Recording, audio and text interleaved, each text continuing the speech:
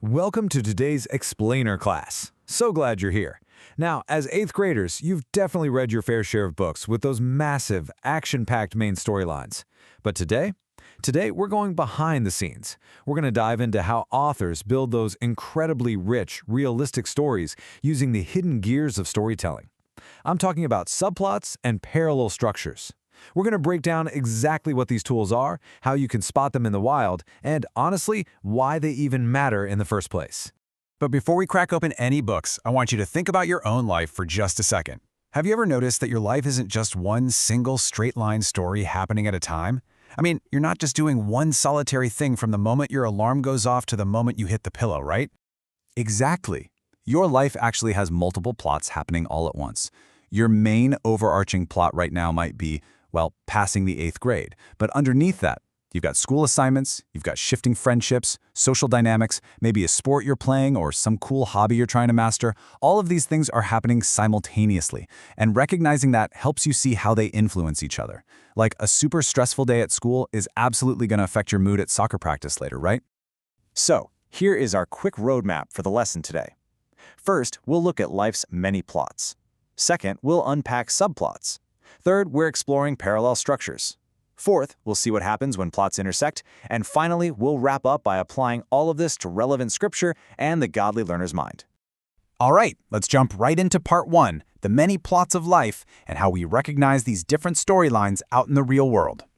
You see, just like your life is super complex and multi-layered, great authors know not to just write one single boring straight line of events. They use smaller, simultaneous storylines to make their books feel much richer, way more realistic, and to show us completely different perspectives.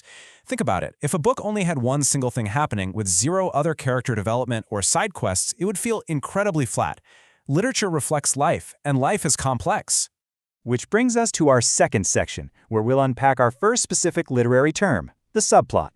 These are the secondary stories that basically prop up the main event. Okay, so the absolute crucial thing to remember here is that a subplot is a smaller storyline kind of hidden within the main story. It's a secondary narrative, but its job is to directly support the main plot. Imagine you're reading this intense fantasy adventure, right? The main goal is, of course, to save the kingdom. But along the way, maybe two characters fall in love, or maybe the hero has to overcome a deep personal fear of the dark. Those are subplots. They don't hijack the main goal, but they add all this amazing flavor and depth to the journey. Moving right along, let's dive into section 3 and explore our second literary tool, parallel structures. This is where storylines run side by side. Now, these operate a little bit differently than subplots, and you really need to know the difference. A parallel structure features two or more storylines running at the exact same time. But here's the catch. Instead of one being the main boss plot and the other being a smaller side plot, parallel structures are usually of equal importance.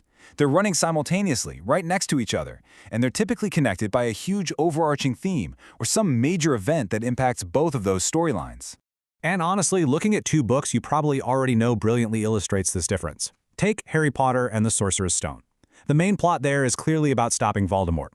Harry learning how to play Quidditch? That is a classic subplot. It's super fun, it totally builds his character, but it's completely secondary to that big fight. Now flip over to Wonder. In Wonder, Augie has his own story about going to middle school, but his sister Via, she has her own full fleshed-out storyline about navigating high school. They run alongside each other, parallel, both carrying this heavy theme of seeking acceptance. Neither of those stories is just a side quest for the other. So here is the ultimate cheat code for your reading assignments this year. As you're reading, always pause and ask yourself, does this specific event connect directly to the main conflict, or is it its own smaller conflict? Because if it's feeding straight into the big problem, you're likely looking at the main plot or a really tight subplot. But if it's a completely separate situation happening at the same time, you just found yourself a parallel structure. Okay, let's head into section 4, Better Together. We're going to see what happens when these storylines actually collide and intersect. Let's look at a classic piece of literature for this one, the Odyssey. The massive main plot is Odysseus just trying to get home. But there is a crucial subplot featuring his son Telemachus, who sets out on his own journey to find his dad. Now, these plots run at the same time, and eventually they intersect. The son's journey feeds directly back into the main plot, adding all this incredible urgency and high stakes to Odysseus' quest. It really proves that a story is so much stronger when these multiple elements lock in and work together. And class, this literary concept beautifully reflects a deep biblical truth. Ecclesiastes 4:9 reminds us that two are better than one because they have a good return for their labor. Just like those intersecting plots support each other to make a book totally unputdownable, working together in life yields a far greater return. A main plot on its own is great, sure, but paired with a strong subplot or parallel structure, it becomes a masterpiece. And the exact same is true for us as believers supporting one another in our daily lives. Which brings us right to our final and honestly most important section, the godly learner's mind. Let's talk about applying all this new knowledge with true wisdom. First up, let's handle the academic side of things. Here are your 5 steps for homework this week. You're going to identify both the subplot and a parallel storyline in whatever independent reading book you've got right now. You'll need to explain how that subplot connects to the main plot, describe how the parallel plots interact, and finally, use those critical thinking skills to discuss exactly why the author chose to include these extra layers. What was their ultimate purpose? But listen, as you tackle this academic task, I really want you to remember our core philosophy here at HeroesMart Academy. We intentionally intertwine biblical morality with our education because education without morality, it can actually do harm. Having all the intelligence in the world or being able to analyze plot structures perfectly, well, it means very little if your heart isn't right. We want your intelligence and your growing knowledge to actively lead you to make wise, God-honoring choices, not just make you more academically capable, because character will always matter more than just being smart.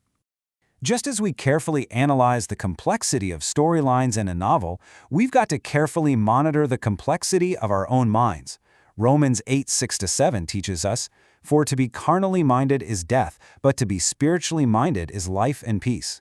As godly learners, we absolutely pursue academic excellence, but we do it while keeping our minds spiritually centered on God, on truth, and on wisdom. Because, guys, that is where true life and peace are actually found. So I want to leave you with this final thought to chew on as we wrap up our explainer today. We've talked a ton about the plots in books, but you are living out your very own story right now. How are you going to step out and use the knowledge and wisdom you're gaining to actively honor God in the multiple, really beautiful plots of your own life story this week? Have an absolutely wonderful week of reading and learning, 8th graders. I will see you in our next lesson.